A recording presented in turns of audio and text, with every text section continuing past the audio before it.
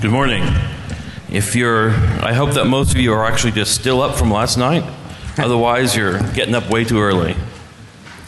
My name is Rob Graham. This is Paul McMillan and Dan Tentler. Hello.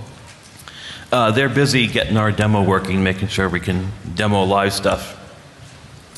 We're going to talk today about scanning the entire internet, which really isn't a huge technological development, but it's something that tools really haven't existed before.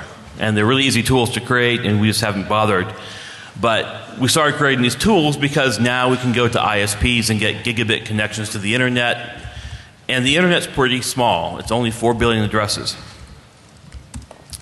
So this is really an exciting thing to do, is to sit down on your command line using Nmap style options and just say, I want to scan the subnet, the /0 subnet. And immediately start getting results back. Just watching your screen just flow and flow and flow and flow. Why scan the internet? Well, if you're a defender, it's really actually an important thing to do. A lot of people have used Masscan to scan for Heartbleed on their own networks because a lot of scanning tools just don't support the scale. If they have hundreds of thousands of systems, most vulnerability scanning tools just can't handle the scale. Nmap does a much better job, but still, hundreds of thousands of systems, it's really slow. But Masscan, you just type it in, and just a few minutes later, 100,000 systems get scanned, and you find all your Heartbleed vulnerable systems. Or we have other really important answers we need to solve about the internet right now, like amplification attacks with DDoS that people have been using, such as the NTP servers that have been misconfigured. To solve those, we need to scan everything on the internet to find them. Or when like D-Link announces a vulnerability in its home routers, we'll scan the internet looking for all those D-Link servers to say how big of a botnet problem does that present to us. Or like again with Heartbleed, scan all the SSL certificates in use to see how old they are and if they've been regenerated since the bug. There's also the offensive reason. It's the deep net, and that's the kind of a popular term these days of things that you can't find by Googling them. So with Masscan, you just scan with the banners option, and you will find hackable systems within minutes. And for us, most of us are white hat researchers. And from the offensive side, it's a lot of fun. It's informative. We really don't appreciate how small the internet is until we've typed in /0 and run our scan. Also, there's 65,000 ports out there. Pick one at random, and you'll find something new that no one's ever found before, like a Siemens control system that controls a nuclear power plant or something. The talk after this one in this room, there's a home automation. I don't know what the talk was about. I didn't get the exact details, but it was like a port 7468 or something like that that they scanned for and found millions of vulnerable systems. So pick a port, start scanning for it, see what the heck you get. Do a Black Hat talk or a DEF CON talk. Who remembers the iPhone port that just came out recently, the iPhone backdoor port? It was like 62,000 something. I'm going to scan it right now. I just can't remember what the port is. Somebody shout it. Anybody remember? No? I guess I'll have to look it up. Worth a shot. Sorry, go on.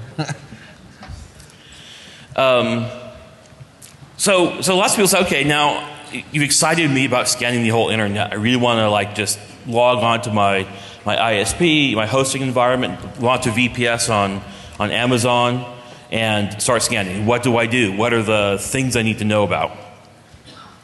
The first problem is knowing what the bandwidth limitations are.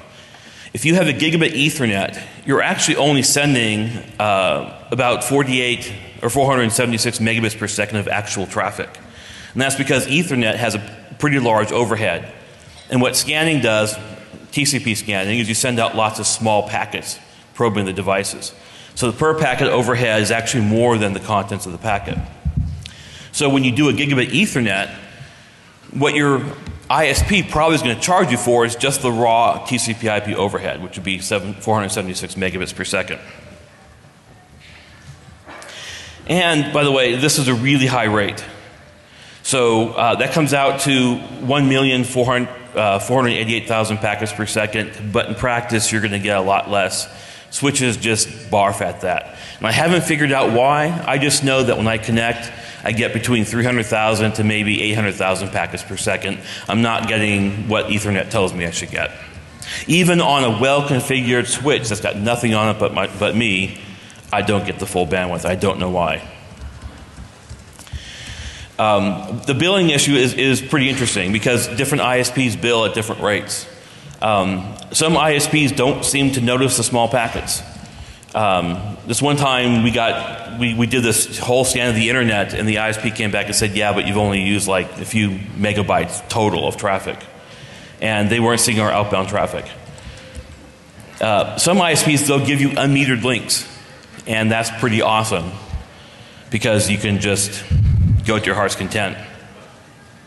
Note that there's some other subtle issues here. CCC in Germany, the Chaos Computer Club, they do their annual thing. Last year they had 100 gigabit connection to the internet, which I had other plans, but maybe this year I'll go and just bring my 10 gigabit Ethernet cards with me. But there's still problems because we're shoving lots of small packets across the wire, and apparently that breaks agreements between peering agreements. So your ISP, no matter how wonderful they are, may still get mad at you. There's the practical physical infrastructure. VPSs tend not to be able to handle the packet rate as much. It's when the I/O gets strained. As I mentioned before, the Ethernet switches slow down quite a lot. Also be aware that just because the Ethernet switch says that it will accept 500,000 packets per second doesn't mean that the rest of the infrastructure and all the hops out to the internet will accept those. All the scanners randomize the port numbers or the targets so that on the destination side you probably won't drop any packets. The packet dropping happens on your side. So you need to scan some things and make sure, okay, I can scan my own network across the internet, blast it with packet, and make sure if I send 10,000 packets that I receive 10,000 packets. Most of my scans run even less than that. I will run up multiple VPSs on different sites, different data centers, and do a scan, like one in Tokyo, one in Dallas, and one in Paris, and do that instead of blasting out a scan from one site. Mass scan shard's really easy. You just do -- shard 1 of 5, 2 of 5, 3 of 5, and it'll split the scan. Your biggest issue is abuse complaints. The internet now is done in a way that when people do abusive things like spam or SEO optimization and stuff and scanning of websites, the complaints come back to the ISPs, and the ISPs will block them and cancel those customer accounts. And even if your ISP is nice and willing and wants you to scan from their network, they don't really have much choice because other organizations will just blacklist their entire address range, their entire AS number, or peering agreements they'll just stop peering with them. And so even if your ISP is nice, still they don't have much choice in this. They can't let you do too much nasty stuff. And so part of that is responding to abuse complaints and answering them, which we'll get into. Some things are worse than others. Doing a Heartbleed scan these days with all the IDS detection out there saying someone's exploiting me, that gets a lot. So we've been doing a Heartbleed scan once a month now for the past several months, which by the way there's about 300,000 systems vulnerable. And that's generated a huge amount of complaints. By the way, we've also run a Tor exit node. That's actually generated more complaints than just the Heartbleed scan. So still, that's the relative level. HTTP scan tends to put you on the fail to ban lists. So put something nice in your user agent string. That's one of the configuration options, -- user agent. So that, say something nice like we're doing a research scan. And then various IDSs have rules and stuff, and it's nice to try to evade them not to try to get away with something evil, but change your signature of what you're doing to evade them so you just don't make people upset. Sadly, and this is a bad thing, is today's methodology for monitoring the network tends to monitor the inbound stuff. There's this old joke about this guy is looking on the ground and looking for something, and his friend asks, well, what are you looking for? And he says, well, I dropped my keys over there and I can't find them. And his friend asks, but why are you looking over here? And the guy says, well, the light's better over here. And that's what most organizations do these days, is they monitor the inbound attacks for hackers because the light's better. Because you put an IDS on the wire and immediately you see alerts coming up because there's always this background radiation of someone's doing something on the internet, sending you packets, and you'll get events. The light's better on the inbound side. But the detection you really want is on the outbound side. What is all the response? So, for example, one of the abuse complaints we get from Heartbleed is, please take us off your scanning list. And we look in our data, and the addresses they're giving us are ones that are vulnerable to Heartbleed. So they're monitoring our inbound stuff, saying that, are you vulnerable? And not monitoring the outbound stuff, saying, yes, we are. And that's really, really bad. So as I mentioned before, ISPs must take this seriously. One of the biggest things is the DoD gets really, really angry. And when you've got people in suits show up at the ISP's office and say, we're seeing traffic from you and we don't want to, the pressure then comes down on us, where they say, yeah, these address ranges need to be excluded. The exclude is pretty easy. It's the same way as Nmap, which is you just have a configuration file, either a file containing an exclude list or just add to your configuration parameters, and just keep adding them. And it supports comments. So we just have this long exclude list of address ranges. Whenever people send us an abuse mail and we say, yes, hello, we're just doing research scanning, we'll happily take you off the list if you want. And they give us their IP address range. And then we add to this list. Now, one of the cool things that we wish we could do is to have a public exclude list. But everyone who sends us a request to be taken off our list doesn't want that to be known publicly. So, yeah, a funny aside about this. So everybody says, take me off your list because I'm worried someone will be able to go look up what my IP ranges are for my organization so they can hack me. Fortunately, bgp.he.net has all this information publicly available in a really nice, easily searchable format, which is occasionally necessary when they don't want to tell you their ranges, but they still want you to stop scanning them, which is I don't understand. Yeah, and Paul's got the block list open. Sorry. So Paul's got the part of the block list open, and one of the other things that's really fun is people will run IDS and IPS sensors on whole different subnet masks and different net blocks and different ISPs, and they have automated complaint messages that come in and say, dear so-and-so, you're doing malicious activity. Sorry, I didn't know a single SYN packet was malicious, but you know, whatever. It's malicious. A single SYN packet's malicious. The internet is over. But they would write in a complaint and say, take these net blocks off your list, or take us off your list and give us no information at all. And in one particular case, we had to go back and forth 3 or 4 times with them because they didn't, their automated messages asked us to take their publicly known, straightforward front-end IP addresses off their lists, but their sensors were on different lists. So we kept doing scans, and their sensors would keep picking up scans and keep complaining for us to take off IPs that were already in the block list. And we're like, we don't know what you guys are. Take your crack back to the dealer. You got bad crack. Like, tell them you want better crack. Stop. So it's bizarre. And when you scan the whole internet, you get a massive grab bag of random. Like every possible ridiculous thing that can happen will. And every scan you do, like you think, we have like several pages now long with multiple huge site or net blocks of stuff we're leaving off the scans. And every single time we do a scan, like I'm doing a scan right now on the port 62078, the iPhone backdoor port. There are 542,000 IPs responding. That doesn't necessarily mean they're iPhones. It just means there's something that's responding. But I'm going to get abuse complaints, and I hope that maybe some come in while we're on stage and I can share them because they're insane. Some of them. And one of the things is people, a lot of defenders, don't believe that you are scanning the entire internet. Oh yeah. And so they have their company, and they've got some well-known addresses that are identifiably belonging to them, but they've also got the secret subnet over there that no one's supposed to know also belongs to them. And then they see your scan go evenly across the entire, all those ranges. And so their conclusion is, oh my God, they're hacking me because they know me, they're targeting me, because how else would they have known to associate that secret subnet to our main subnetwork? And so they're convinced that we're hacking them. There's a really cool story about 6 months ago. I was on a podcast with this guy. He was going to be one of the hosts. And the night before, I just launched a scan of the internet. And he starts tweeting how he was woken up on an emergency conference call because they were getting hacked. And he had to calm him down, talk him down, and go back to sleep.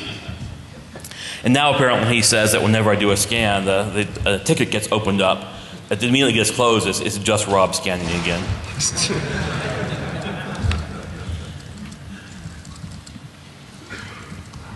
This is a great story, and I think Vis would be the best one to tell it. Oh yes. Oh, this was a good time. So going back to abuse complaints and dealing with people complaining, like I said, it's a grab bag and you get a lot of random stuff. I have a friend of mine who runs the operation in which I'm hosted, and he's my ISP, so he's been very kind in letting me do this sort of scanning. Not a lot of people will let you do this. If you go to any of the major providers and say, hi, I want to use like 800 meg a second to scan the internet, they're like, haha, no. So I wanted to work with him and be very open about what I was doing and when I was scanning and what I was scanning, so that if he got weird, bizarre complaints and he had to deal with the crazy, that he was better prepared to deal with the scenario. So I did a scan for something. I think it was VNC. I don't remember. It was ShmooCon this year in like February, and the three of us were sat and like lobby-conning it till 3 in the morning doing our scans. And the next morning, before the talk, I started getting phone calls from my ISP, and he was like, "Hey, we got some abuse letters, and we want to insulate you from this customer or from this person because he's kind of belligerent." And I said, okay, well, what can I do? He says, just add these IP addresses to your block list and be done with it. All right, fine. So a few minutes later, he called me again and says, we're still getting complaints. And I said, we do the scan and we get complaints randomly for the next week because people don't check their logs immediately, right? And one guy from Australia, it's got to be an Australian, right? Decided that he was so upset that I literally sent a single SYN packet to his systems. And when he sent in his complaint, my ISP guy was cordial and responded and said, hi, we're doing internet research. This is all open. You can see this website where this guy has everything documented. And I put it all up on my site. Like, here's where I'm doing my research, and here's the intention, and here's how you can contact me. And because I guess he deals with so much random crap on his Ingress interface, we were the only people to ever respond to an abuse complaint from him. He like unleashed this torrent of crazy on us. And it was like opening the fucking floodgates. And he, up to and including, was screaming at these people on the phone saying he was going to call the internet police. And I went, no, you're lying to me. And he's like, no, we swear. He was threatening to call the internet police. And I'm like, okay. 3 hours later, I own internetpolice.us, and now my scans come from internetpolice.us. So, you have to know how to work the crazy. So now, yeah, all my scanning comes from internetpolice.us, and the scan that I'm running right now, that I'm scanning the iPhone port, if you're on... Your thing's not working. What? I don't know. Oh, did it break? Apparently your site's down. Boo, I'll fix it in a sec. Yeah, we should fix it. Okay, but yeah, so like right now, if you have, and I should also say that we're also going to be doing probably several live scans while we're here. And if you have a Verizon device, and I think AT&T, your phone is directly connected to the internet, and we will be touching you. Against your will, wherever your phone may be. Yeah, so I found 912,000 devices apparently responding to this port. And I should say that, I guess Rob's probably going to get to it, there's 1 million or so, or is it 2 million devices that respond to everything?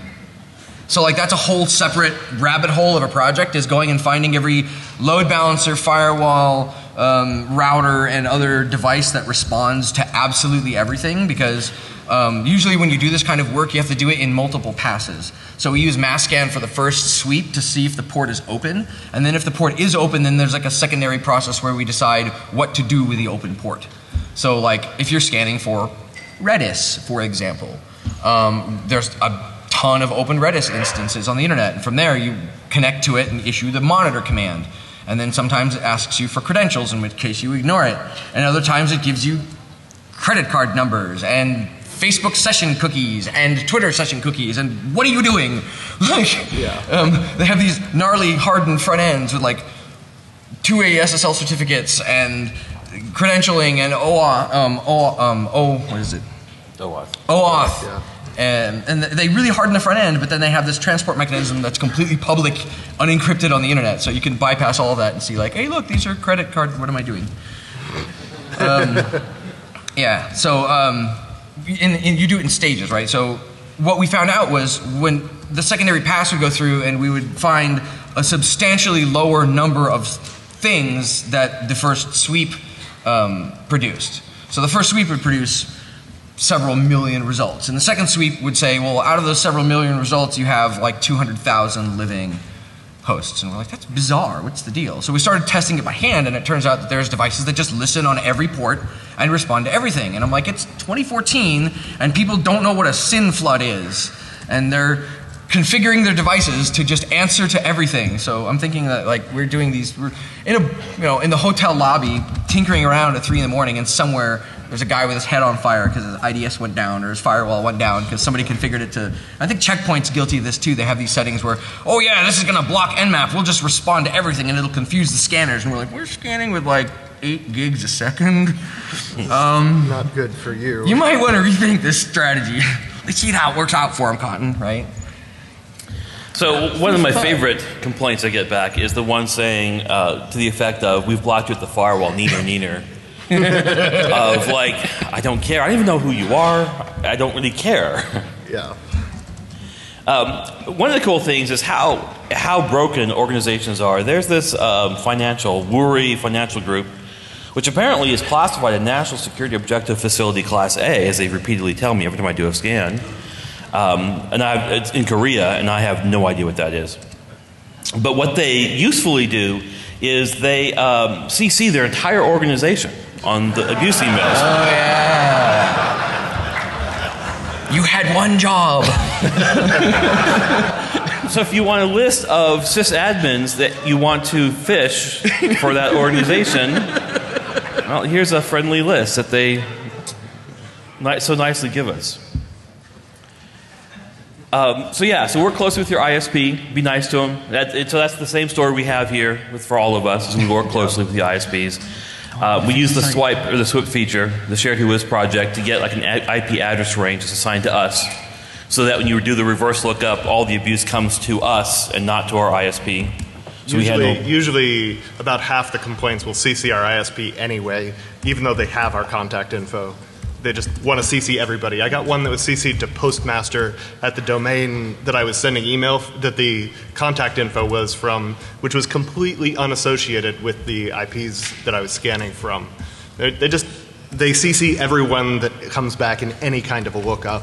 So expect that, you know. Don't use your work email if the postmaster at work is going to be worried about this. Internetpolice.us is up again. So Apache wasn't running, derp. Oh.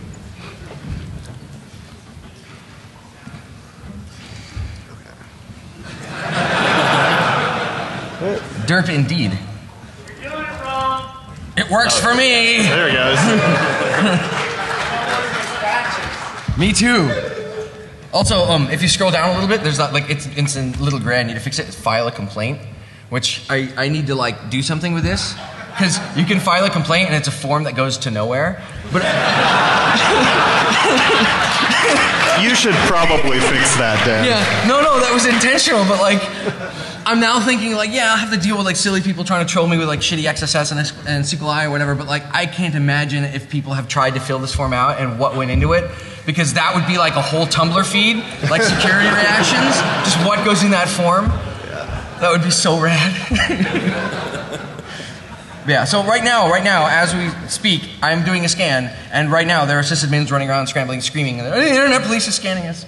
Well, Just wait. hopefully they've caught on by now and are not as, I don't know. You'd be surprised. No, or I maybe you wouldn't, wouldn't. actually. So you can also do anonymous VPS if you want to be a jerk and pay with Bitcoin and stuff. Some will allow you to complete your scan, and before they cancel your account, some will just, like Linode, will cancel you very, very quickly. And so your $50 deposit, you'll just get canceled immediately. Linode is actually pretty friendly. If you're a well-known, verifiable organization and you scan at slow rates, they actually are quite friendly to this whole thing. But they're not friendly to the whole anonymous VPS, do bad stuff. So I wanted to quickly talk about Masscan itself. It's just like Nmap, but not. The biggest thing is that Nmap does what's called a synchronous scan. It does a host at a time. It starts the scan, waits for the response, sends retries if it doesn't get back the expected response, and that's what slows it down. What Masscan does is it just blasts out the packets, and never waits for a response. And that's why it can send out 4 billion packets, because it doesn't have 4 billion records in memory waiting for the response. It doesn't care, it doesn't know. And what it's using is sync cookies so that to validate the responses that come back that match what it thinks it might have sent. So this allows you to be 1,000 times faster. It's not a technology thing, it's just it's a common thing throughout, like it's the same difference as between Apache and Nginx. Apache is an asynchronous server, can handle a lot more connections than Apache can. Nmap, of course, is a way better scanner. If you're scanning a few hosts, Nmap is just totally better. The only reason that you're using Masscan is because you want to do million node networks or billion node networks. The annoying thing about Masscan is that it has its own TCP/IP stack. Even when you run it just as a normal mode, it's still going off and doing its own TCP/IP stack, bypassing the underlying system. And so you get little weird things you don't notice, like there's duplicate ARPs. The biggest problem is when you're doing banner checking, where you want to establish a TCP connection, send an HTTP request, and get the response and record the response. The normal stack will reset those connections. So you have to do a firewall rule to block that. Or use a different IP address. So all of our scans, we scan from one machine, but then we have another IP address that we're scanning from that's separate from our machine. It's not used by any machine. And we just use source IP or adapter IP and set that as our IP address and scan from that. And then we don't have any firewall rules to worry about. So the basic configuration is set if you don't want to rely upon the defaults, if you're having problems, just set them manually with the source IP, the source port, and you have to configure the router MAC address, or usually the router IP just works because it'll ARP it. So banner checking is the fun stuff with Masscan. So Masscan will go off, check the ports. That's your basic scan, but usually you want to get more data, like SSL certificates or HTTP headers. And that's where you need to establish the connection and prevent the reset from killing the connection. We don't support like NSE style scripting, but there's a lot of stuff you can do. If all you want to do is check for one protocol that's odd, put it into a file and then do -- hello string, that file name. And it will just shove that data across the port when it connects with TCP. So if you've got some weird protocol, like some weird industrial control protocol in a weird port, that's an easy way to find just that industrial control protocol, ignoring all those systems that just respond with a SYNAC with nothing. One of the cool things is that you can do, you can break apart a scan, you can shard it. So if you've got 50 different machines, you can just do shard 1 of 50, 2 of 50, 3 of 50 across the machines. You can use multiple IP addresses as a range. If you've got a class C and you just want to use all those IP addresses, you just type all of them in, or type in the range. The same thing with a port. You can do a range of source ports. So we're sitting around doing our days, talking until 3 a.m. in the morning, drinking, and we're imagining, yes, we can also do this. If you wanted to SYN flood someone with all IP addresses from the internet, that could be your source range. Your ISP might not allow it, might do egress filtering, so it might not work, but in theory, the scanner can do it. The 90s are alive and well right here. Also, it can do load testing. A really cool feature is Infinite, which, yeah, it does crash firewalls a lot. I've done that recently, and next generation firewalls that do deep packet inspection, ooh, they get angry. So I was at a client site several months ago, and they were putting in new fancy pants firewalls, and I said, I have an idea. So with Dinky Laptop, I go, okay, mass scan to a network on the other side of the firewall that doesn't exist. Just scan it. One NGFW had Active Directory authentication, and all of its little gauges went to 100%, and AD broke, and it never came back. And another one just went to 100%, dropped a lot of packets, but as soon as I controlled seed out of mass scan, it came back to life. So yes, this is a wonderful firewall load testing tool. So, testing tool. It breaks clouds too. So yeah. I overflowed it. I may have overflowed a cam table in a switch at a client once with it too by mistake. So that's the optimization we're doing with the whole asynchronous thing. For us is 1 billion connections in a few minutes. That's no problem. But the devices start straining at 100,000 connections, and so everything falls over. But the Infinite feature is cool because you just type --infinite, and when it completes the scan, I'll just restart it. And if all the TCP connections are open from the previous scan, they remain open. So you can create easily 100 million, 100 million even, concurrent connections. And nothing else handles that right now. By the way, no one ever uses this, but I always output to binary format. That's the /OB parameter. And then read it later with -rescan of that to then output to XML or JSON or text or some other format. No one ever uses that but me, but I want to mention it. So one of the cool things, Paul was mentioning this when we were talking about the talk, that should work. I'd never done it before, but it's really cool. You can receive on one IP address, like a burner phone, and then you transmit from a colo that's got a gigabit connection. And then you spoof the IP address from the colo of the phone. So all the packets go out to the internet at a very high rate, and then the responses come back at a very low rate to the phone. And what's cool about that is the abuse complaints don't go back to your colo account, they go to the phone. So I did that. I went out and got a T-Mobile phone, a T-Mobile chip, put it in my little Ninja telephone from 2 years ago, from which I can run mass scan because I jailbroken it, compiled in the command line. But that didn't work because T-Mobile throws you through a firewall. I could not get all the responses coming back through the firewall. Clear has a direct access to the network. They also have a firewall, so the SYNs can't come in, but the SYNACs can come in just fine. So Clear works great for that. T-Mobile doesn't. We don't know about Verizon and AT&T. I think Verizon does have you directly on the internet, so that it'll work with Verizon prepaid phones and stuff like that. But all I've actually verified working is this. And by the way, it works really cool because Masscan, what you do is you set up the same seed. So Masscan randomizes the parameters, randomizes the SYN cookies. I just had a thought. So NSA is scanning all intercontinental traffic. You want to make them really mad?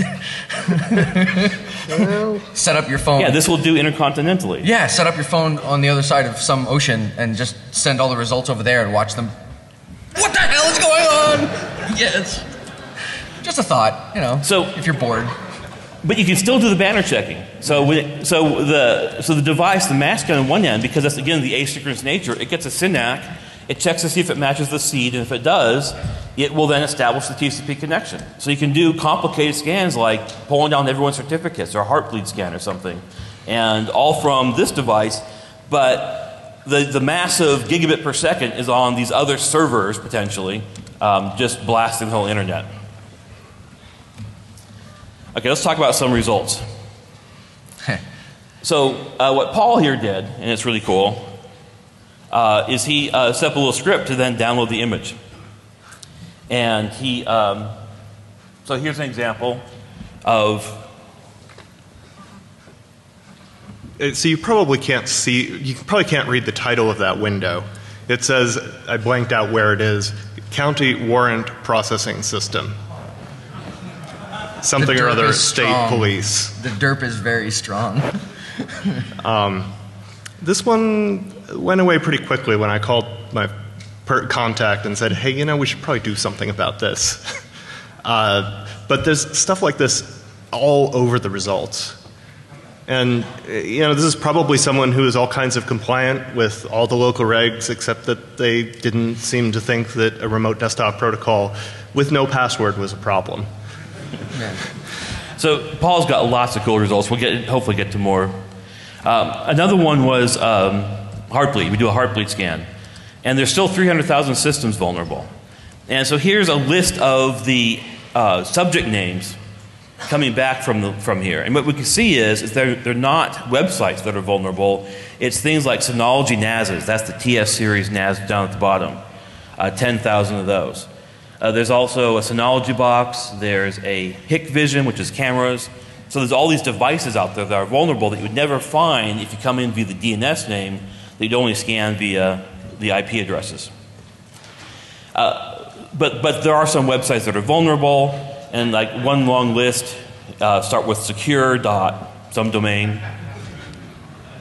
Some I think are honeypots, like Nanog, which is the North American Network Operators Group or something. There's a guy who's doing mainframe scanning and found lots of cool mainframes. I didn't want to include any of his picks here, but they're really rad to see what mainframes are on the internet. That guy has a Tumblr and it's mainframes. Like Yeah. live mainframes. Like, what Just are you, as he why is finds this on the them. internet? DMV and like pharmacies and stuff. What are you doing? Yeah. Okay, so let's try to do a live demo here. How many goats did you sacrifice to the demo gods? The answer is always not enough. So,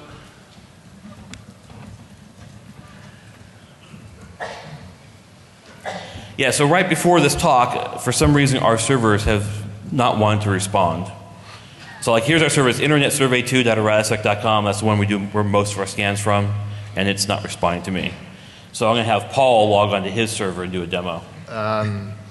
Give me another like 5 minutes. Okay? So, well, I'll start talking about what's going on while the configuration script is running. So, I lost access to the servers that I was going to be doing this demo from, and only got it back about 2 hours ago. So, my configuration scripts have been running and installing the distributed scanner that I built. The way this works is that it runs mass-scan from a host that's friendly to run mass-scan on. Come talk to me afterwards if you want hosting recommendations. And it scans port 5900, which is VNC. And I started that about 15, 20 minutes ago, and I think it's just about done with the whole internet now. The follow-up processing is a set of cloud images that don't run SYN scans.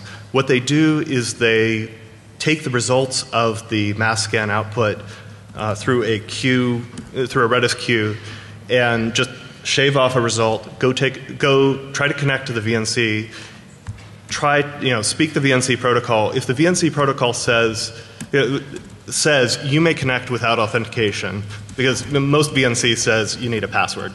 But if it says you may connect without authentication, it's a very explicit thing. We're not, hacking into something that's not authorized. Then it goes and puts it back in the queue and takes a screenshot of it. Just logs in, VNC screenshots it, and puts it back out into the queue. The results, when they start flowing in, will be available at results.survey.tx.ai. I don't know if they're up yet. It doesn't look like it. I'm waiting for the screenshot machines to come back up. tx.ai.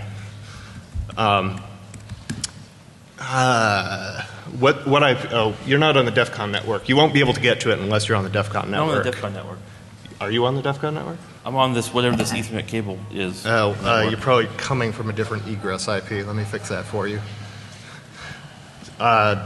So as the results come in, they just flow through this queue. And the beautiful thing is we can scale this follow-up processing as wide as we want.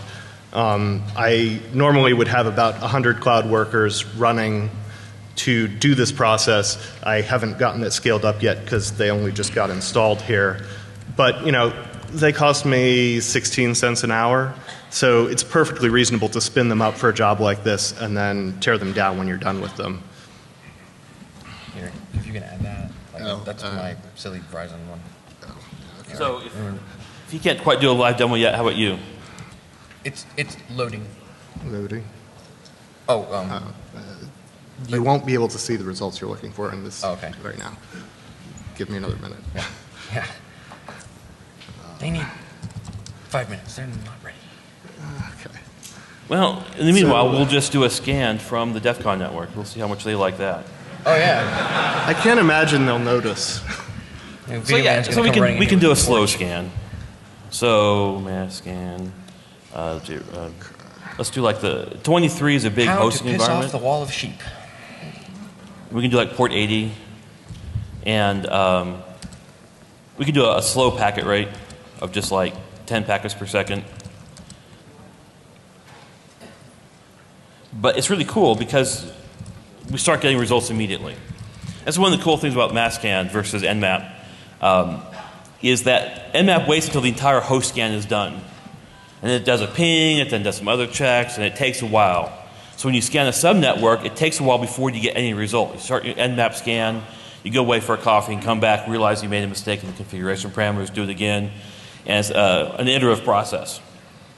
But one of the cool things with MassScan is because it's just a port at a time. I don't ping first, I don't do anything first, I just send that port request. So even at a slow rate like 10,000 packets per second, they just start coming back. And if we just want to do a little bit more obnoxiousness, like 10,000 packets per second, I'm sure they won't mind. So actually, it doesn't look like it's much faster. But that's because this whole screen is taking thousands of response, dumping them to the screen, and then doing the next 1 second update. But that's the little thing that reports there at the bottom of the left-hand side is how many packets per second successfully doing. I should probably stop this. Which is actually really bad because 23 is the range I test with because there's lots of hosting environments. There's Amazon there, there's Akamai, there's a bunch of other web servers out there. So I know that there's always something listening on port 80. And I don't get any abuse complaints back from that range. So they're a good thing to test with. But we can also do something like this.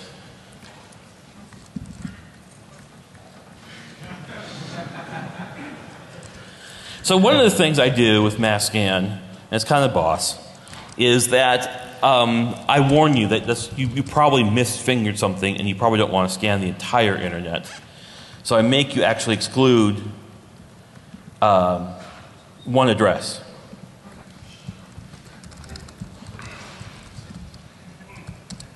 So now I'm doing 10 packets per second. But even now, 10 packets per second across the entire internet, we already get back one result.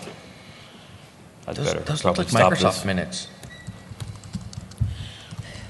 But one of the cool things is it does give you a time of how long remaining. Now, 10 packets per second, that remaining is going to be a long time. It's like when you copy a file in Windows 95.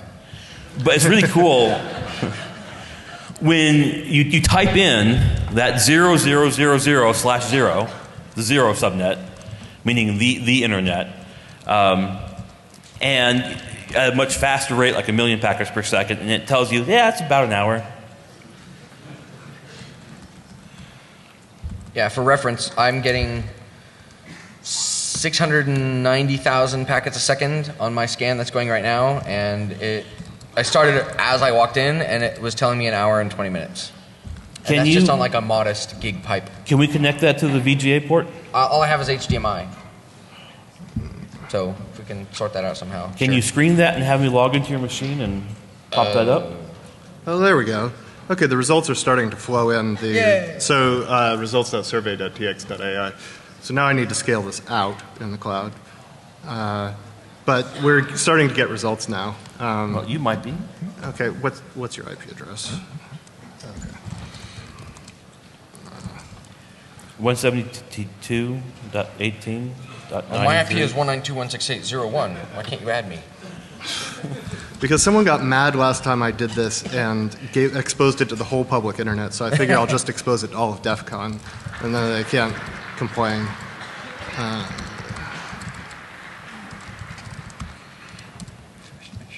Okay, so what's that IP address? 7014.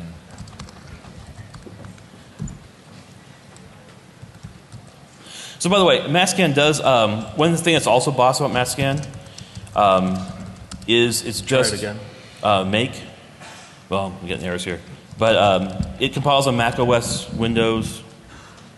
Well, there's some results that all you guys can go look at. Results that Yeah, everybody AI. except for you apparently can see them. Can one of you who's in the room who has a laptop see if you can get to that? Are you seeing results there? Cool. So here's the thing about here's the rule of DEF CON, is we call them the demo gods or the demo demons, is that even when your demo is actually working, something does not work. Try it now. What? Okay. Oh, here we go. Okay. Okay. It's working. Some of you can get it, but I can't get it. Okay. What's your IP, Rob? Well, it's Oh, there's those your Korean browser's billboards coming again. Oh yeah. So apparently there's like a swath of billboards in Korea that are advertising, and 172.18. Can't really see, but, 46. you know, It's up a on lot the of screen Korean. down there. and this is one of those opportunities where like you think of Hollywood movies and you're saying, well, so I'm looking at a billboard that's probably in a really big public place, and you know, oh, exploitable, the trolling opportunities. I should stay away from Korean ranges because they're all the same. Go through the browser. I think your routing is funky. Actually, here, fuck it. We'll just do it from my machine because do we're it about out live. of time. Can we just hook up the Yeah. video? Yeah. Do you have a? Have to bring your machine up here.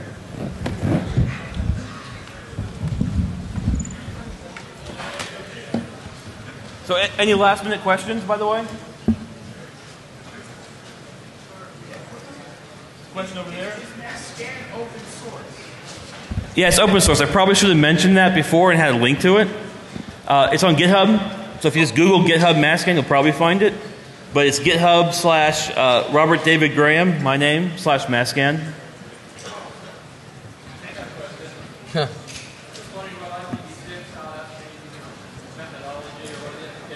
So the question for IPv6 and the implications are it's going to not really work. There are some things we can do knowing how IPv6 allocates addresses, and you can maybe do target ranges.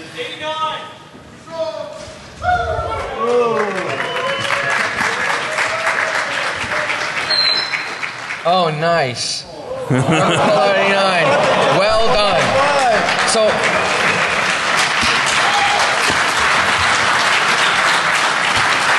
So to be clear, these are all results that have been dynamically found while we've been on stage. this a While they've train? been furiously typing. this is a train. Yeah, we gotta go though. Bye. So check. Oh my god. So look at the results. They're up there. Nice.